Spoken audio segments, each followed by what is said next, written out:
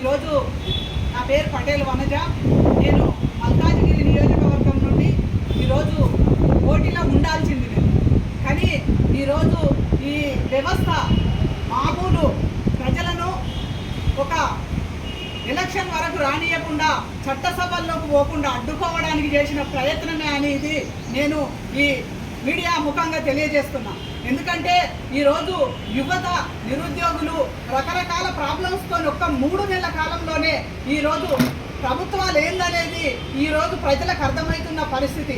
కాబట్టి ఈ వ్యతిరేకత వల్ల రేపు మాకు ఎక్కడ దెబ్బ వస్తుందో అనే ఒక అభద్రతా భావంతోనే ఈరోజు ఈ మన పాలక వర్గాలు ఎవరైతున్నారో వాళ్ళందరూ కూడా ఈరోజు మమ్మల్ని ముందుకు రానియకుండా చేయడానికే ఇంతమందిని ముక్కుమ్మడిగా ఎలాంటి చిన్న లోపాలు, నా అప్లికేషన్లో ఎలాంటి లోపం లేదు, నేను 1 డేలోనే మొత్తం అప్లికేషన్ ఫిలప్ చేసి ఎలాంటి తప్పు లేకుండా వచ్చినాం. ఈరోజు కేసులు అనే దగ్గర వాళ్ళు నిల్లని పెట్టిరు, ఆ నిల్లుని నేను ఫిలప్ చేసిన, అక్కడ ఏం లేదు, టిక్కు పెట్టాలంట. టిక్కు కాలం ఎందుకు ఇవ్వలేదు ఎలక్షన్ కమిషన్ అంటే ఇక్కడ వాళ్ళు చెప్పిన కారణము మరి అదే షేవెళ్ళలా వేరే వాళ్ళకు రాలేదు ప్రాబ్లం అంటే ఎలక్షన్ కమిషన్ అంత ఒక్కటి కాదా అని మేము ప్రశ్నిస్తున్నాం. ఎందుకంటే ఇలాంటి చిన్న కారణాలతోటి ఈ చట్టసభల్లోకి మామూలు వాళ్ళు పోవద్దు అనేది ఒకటి ఉద్దేశం తప్ప ఇక్కడ ఏం మాకు కనబడతలేదు. అట్లనే అక్కడ మరి ఈ బాధ్యులు ఎవరైతున్నారో అక్కడ కలెక్టర్ ఆఫీసులో అతను మాత్రం చాలా చాలా చాలా ఎట్లా చిల్లిగా వ్యవహరించిండు. ఒక ఐఏఎస్ ఉండి కూడా ఇవాళ ఒక మామూలు చట్టసభలకు పోకుండా అడ్డుకోవడానికి అమ్ముడు పోయిండు కలెక్టర్ గారు అనేది గౌతమ్ గారు ఇవాళ మాకు చాలా అన్యాయం చేశారు. మేము ఒక అప్లికేషన్ ఇవ్వడానికి పోతే అభ్యర్థిగా ఒక 4 పోవాలి.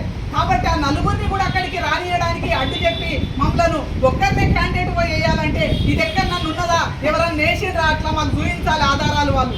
ఎందుకంటే ఇట్లా ఎంత మందిని 77 మందిని ఇలా రోడ్డు మీదకి నెట్టేసి అభ్యర్థులు అనే గౌరవం, ఇంగిత జ్ఞానం కూడా లేకుండా ప్రవర్తించి ఒక అడవిలో ఆఫీసు కట్టి ఇది ప్రజాపాలన అని చెప్తున్నారు. అక్కడ ఎలాంటి సౌకర్యాలు లేవు, మాకు టైం కూడా ఇవ్వలేదు. కనీసం ఒక గంట టైం అన్న ఇవ్వాలి కదా, కనీసం మేము సరిదిద్దుకోవడానికి. అక్కడ హెల్ప్ డెస్క్ లేదు, ఎలాంటి అవకాశం లేదు. కాబట్టి ఇది చాలా దారుణమైన పరిస్థితి. ఈరోజు నిరుద్యోగ యువత ప్రజలు కొట్లాడి తెచ్చుకున్న తెలంగాణను మళ్ళొక్కసారి దొర దగ్గర నుంచి తీసుకొని ఒక రెడ్డిల పరిపాలనకు అప్పచెప్పినట్టున్నది. ఇవాళ ఏంటంటే పొయ్యి మీదకి వెళ్ళి పెనం మీదకి వెళ్ళి పొయ్యిలో పడ్డాం ఇప్పుడు, అంతే తప్ప ఇక్కడ ఏం మారలేదు. కాబట్టి మేము ప్రశ్నిస్తున్నాం, రేవంత్ రెడ్డి గారు కూడా ఆలోచించాలి. మరి ఇది ఎంతవరకు న్యాయము? సాధారణ వ్యక్తులు చట్టపరంగా న్యాయపరంగా మరి ఇలా పోటీ చేసే అర్హత లేదా మాకు? మమ్మల్ని ఓనియరా? ఎంతసేపు రెడ్లు ఎలుమలు 5-6% ఉన్న మీరే అధికారంలో ఉంటే మరి ఇలా 60కి పైగా ఉన్న బీసీలు అడక్క తినాల్సిందేనా ఈ సమాజంలో? ఇలా రేవంత్ రెడ్డి గారు దీనికి సమాధానం చెప్పాలి. మొన్నటికి మొన్న ఆయన ఇచ్చిన వాగ్దానాలు ఉన్నాయి బీసీలకు. చట్టసభల్లో రేపు రాబోయే మరి స్థానిక సంస్థల ఎలక్షన్లలో కూడా 42% ఇస్తామని చెప్పిండు.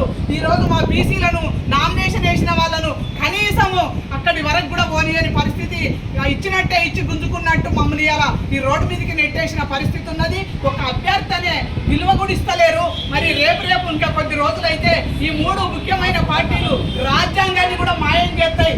దయచేసి అందరూ ఆలోచించాలి. ప్రజలంతా, భారతదేశంలో ఉన్న ప్రజలంతా కూడా ఈరోజు ఆలోచించాలని నేను అందరికీ విజ్ఞప్తి చేస్తున్నా. ఎందుకంటే రాజ్యాంగం మాయం చేయడానికి ఎంతో కాలం లేదు. కాబట్టి ఇవాళ మనం నిదహారణ ఇవ్వాల. ఈ ఉదాహరణ మనమే.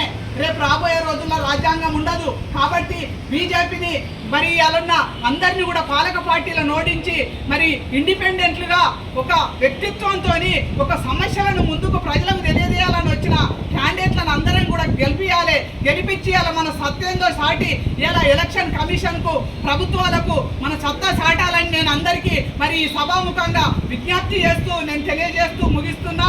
ఈ అవకాశం ఇచ్చిన మీడియా మిత్రులు, తెలంగాణ ఉద్యమంలో కూడా మరి ఎన్నో త్యాగాలు చేసింది బీసీలు, సాధారణ ప్రజలు. ఇలా ఇంత దారుణమైన వ్యవస్థ ఉన్నది కాబట్టి ఎంతో రోజులు లేదు జరుగుబాటు లేకుంటే తిరుగుబాటు వస్తుంది, అది కూడా దగ్గరికి వచ్చిందని తెలియజేస్తూ మరి మన మీడియా మిత్రులు కొంచెం మా వార్తలను కూడా దయచేసి మామూలు ప్రజలకు కూడా ఒక అవకాశం ఇచ్చి దీన్ని మరి విస్తృతంగా మరి దీన్ని ప్రచారం చేసి మాకు అండగా నిలబడాలని మీడియాకు ఒక ధన్యవాదాలు తెలియజేస్తూ నేను ముగిస్తున్నాను.